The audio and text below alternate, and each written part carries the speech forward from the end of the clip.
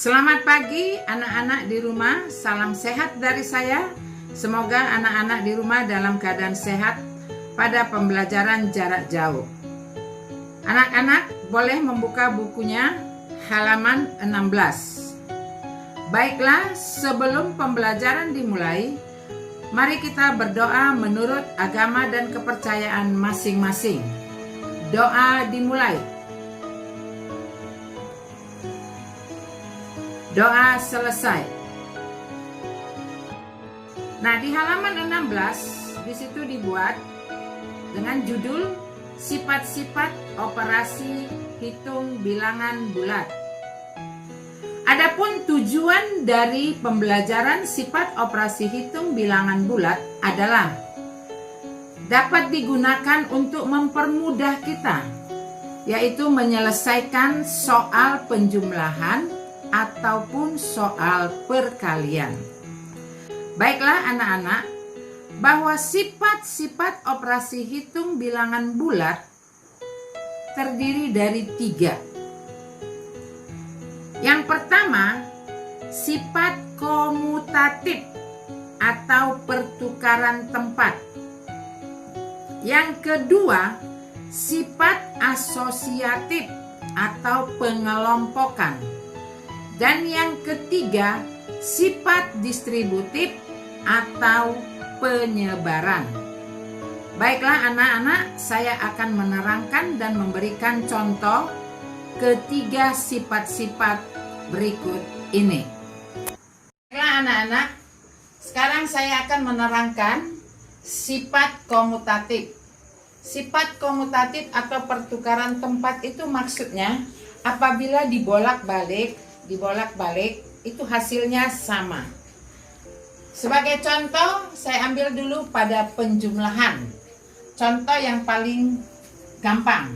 Misalnya 4 tambah 10. Kita bolak-balik ini angkanya. 10 tambah 4. Kita lihat apabila dibolak-balik apakah hasilnya sama? 4 tambah 10 berapa? Ya, 14. 10 ditambah 4, 14. Nah, hasil ruas kiri dengan ruas kanan sama. Berarti sifat komutatif atau pertukaran tempat pada penjumlahan itu berlaku. Ya. Saya ambil contoh satu lagi. Misalnya 20 tambah 5. Kita bolak-balik angkanya. Sekarang menjadi 5 tambah 20. Ini berapa? 25. Sedangkan yang ruas kanan 25 juga. Sama hasilnya. Ya. Nah, inilah sifat komutatif atau pertukaran tempat, contohnya pada penjumlahan berlaku.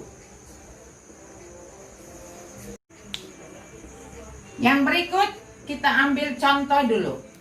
Tadi sifat komutatif atau pertukaran pada penjumlahan dia berlaku. Karena apa?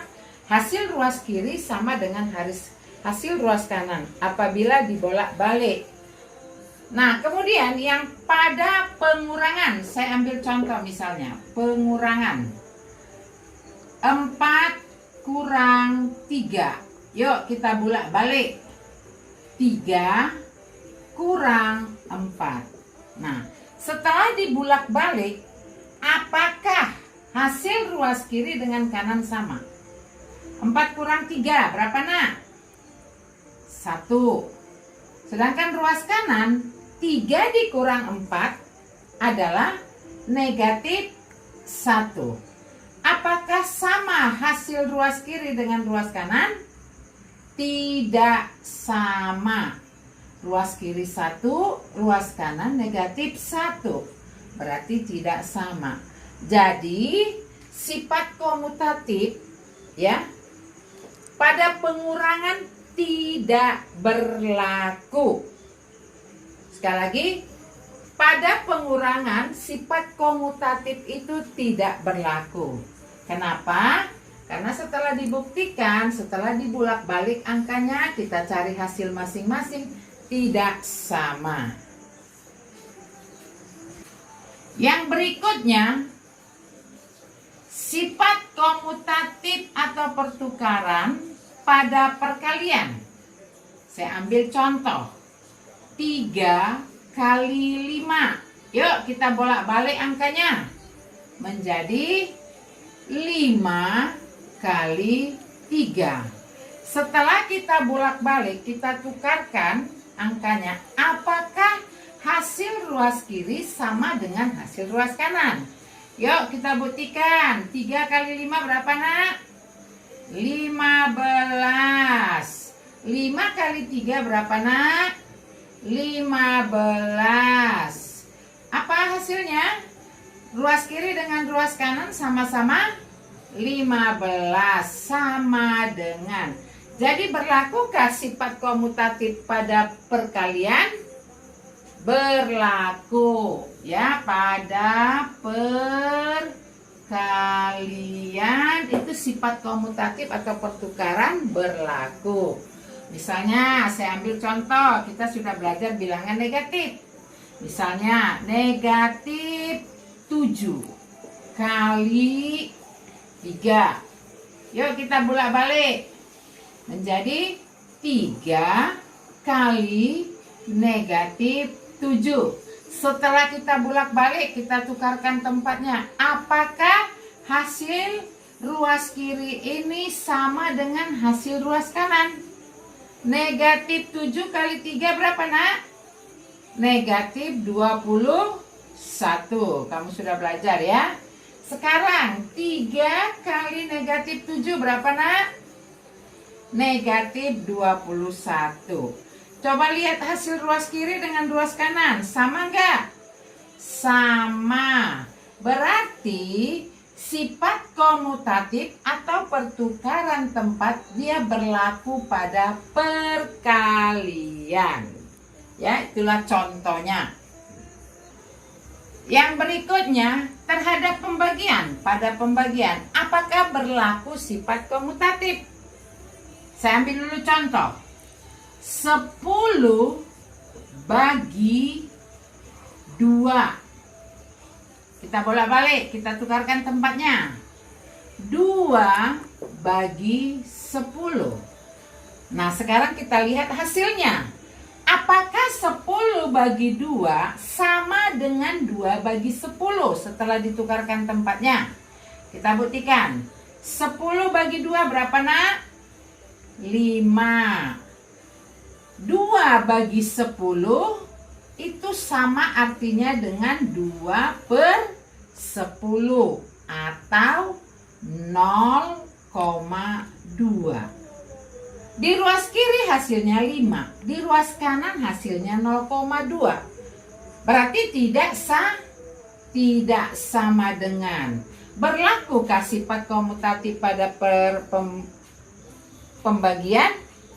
Tidak berlaku, ya. Jadi yang berlaku sifat komutatif atau pertukaran tempat itu ada hanya pada penjumlahan dan pada perkalian saja.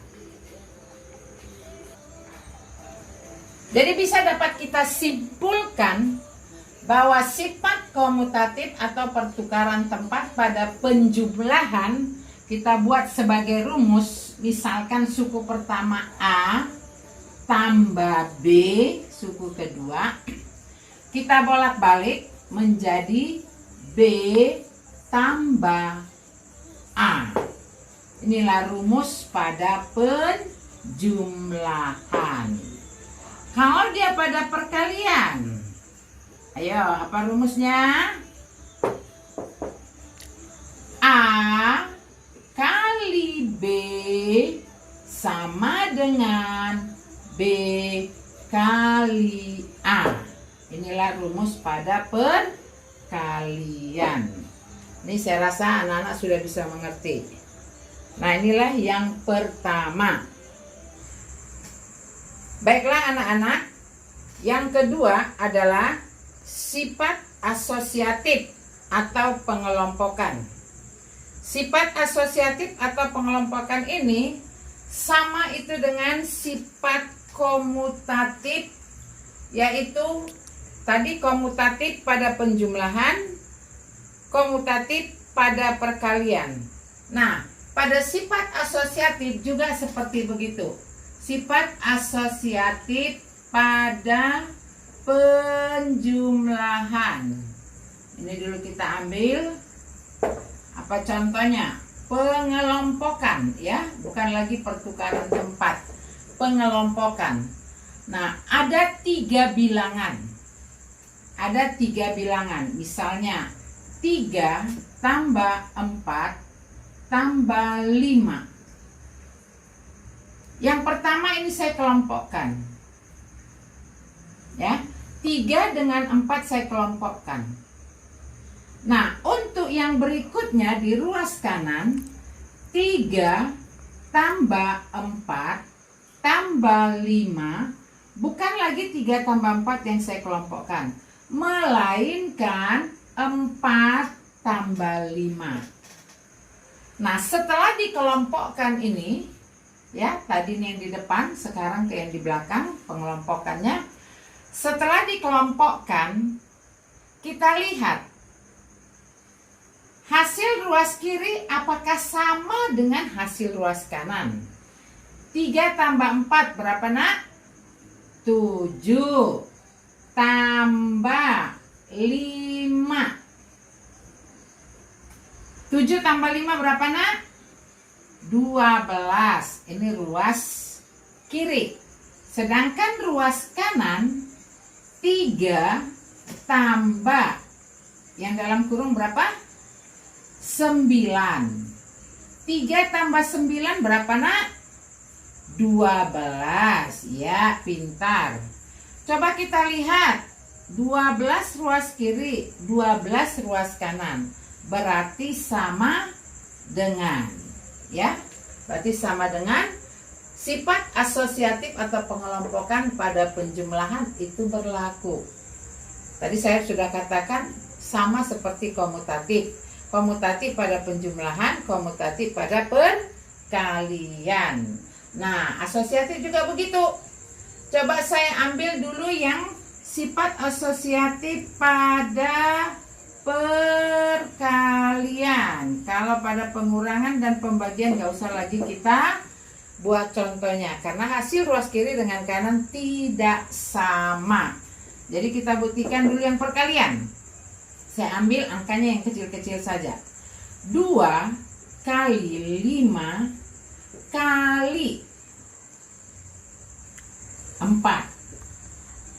Yang saya kelompokkan misalnya 5 dengan 4 sama dengan 2 kali 5 kali 4.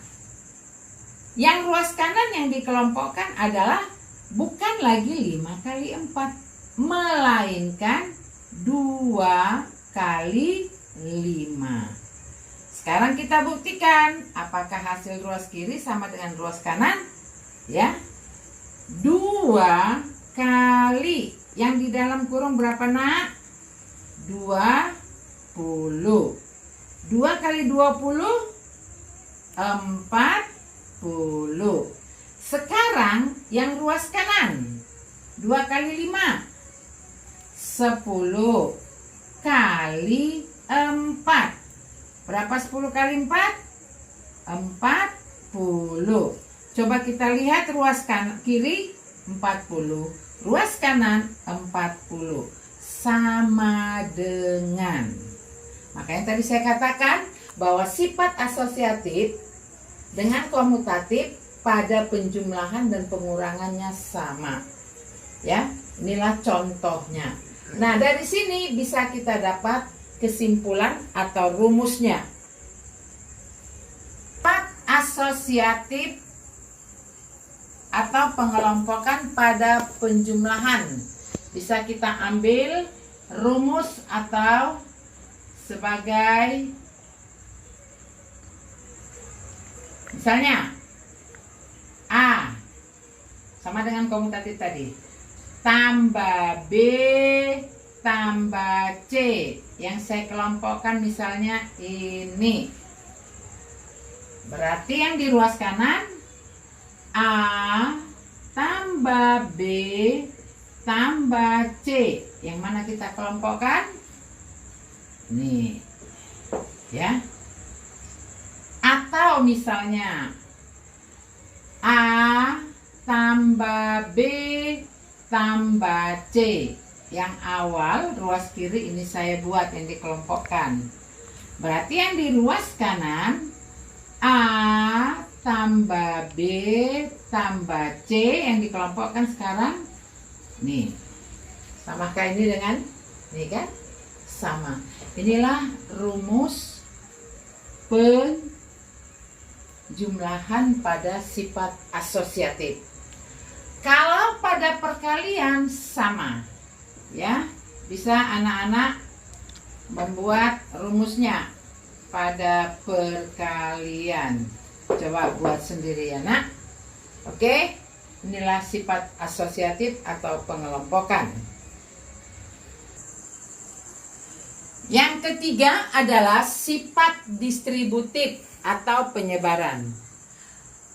Pada pengerjaan sifat distributif atau penyebaran itu adalah sifat distributif perkalian terhadap penjumlahan. Yang kedua, sifat distributif perkalian terhadap pengurangan. Ya, sebagai contoh yang sifat distributif perkalian. Ya, perkalian terhadap penjumlahan. Maksudnya begini nak, saya ambil contoh. 3 kali 2 tambah 4. Ini maksudnya. Sifat distributif perkalian terhadap penjumlahan. Ya. Nah, ini kita sebarkan. Maka dikatakan sifat distributif atau penyebaran. Kita sebarkan. Yang pertama adalah 3 kali 2. Ya. Yang pertama 3 kali 2 tutup kurung tambah. Lalu ini lagi sebarkan. 3 kali 4. Ya, itulah sifat penyebaran.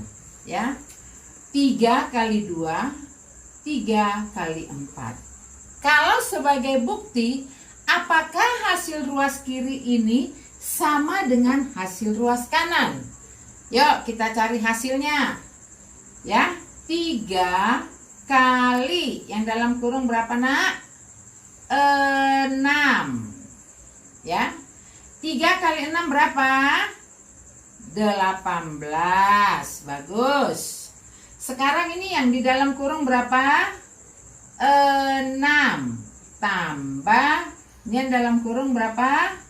12. 6 tambah 12 berapa nak? 18. Sekarang kita lihat ruas kiri hasilnya berapa? 18. Ruas kanan sama 18. Berarti berlaku ya, karena sama dengan. Jadi yang pertama, sifat distributif pada perkalian terhadap penjumlahan. Inilah salah satu contohnya. Ya. Kita ambil bilangan bulat yang gampang. Yang berikutnya, sifat distributif perkalian terhadap pengurangan. Perkalian terhadap pengurangan. Contohnya 6 kali buka kurung ya 7 kurang 4 tutup kurung sama dengan, kita sebarkan ini. Bagaimana caranya? Sama seperti tadi, 6 kali 7 ya, 6 kali 7 tutup kurung. Tanda apa sini nak? Tanda kurang. Ya. Lalu ini sebarkan lagi.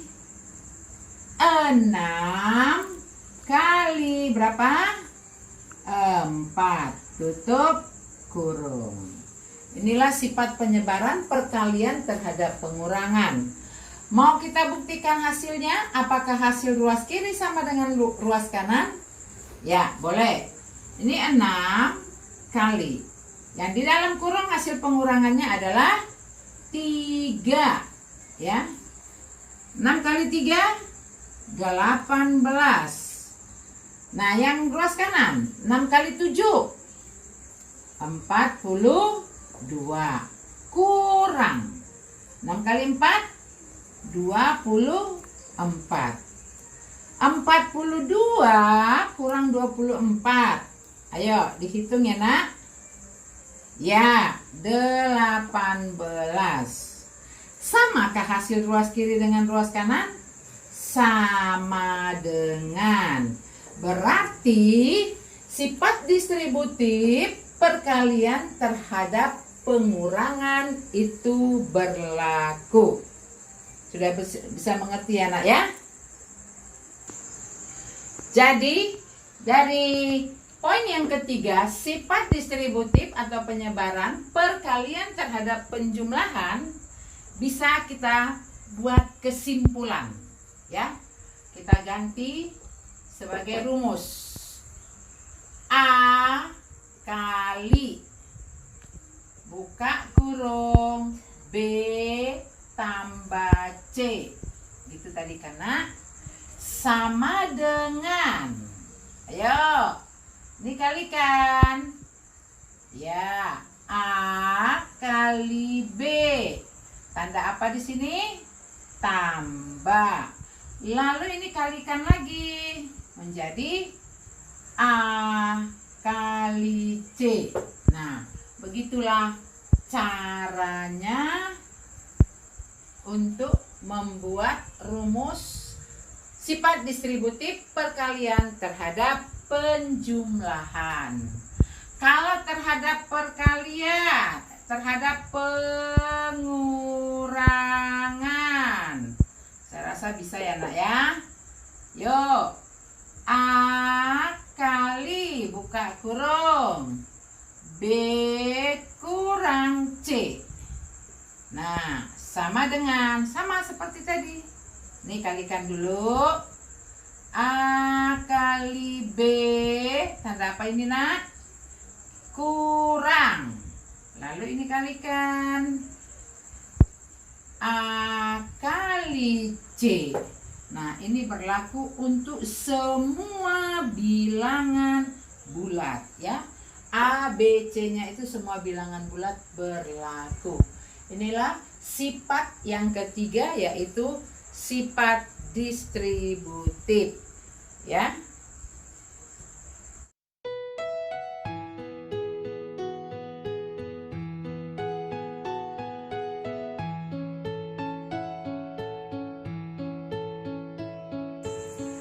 Baiklah anak-anak sekalian, yang saya terangkan tadi 3 sifat-sifat operasi hitung bilangan bulat. Semoga anak-anak dapat mengerti dan dapat memahaminya dan dapat juga menuangkannya ke dalam soal-soal yang akan saya berikan. Akhir kata saya ucapkan terima kasih, selamat pagi.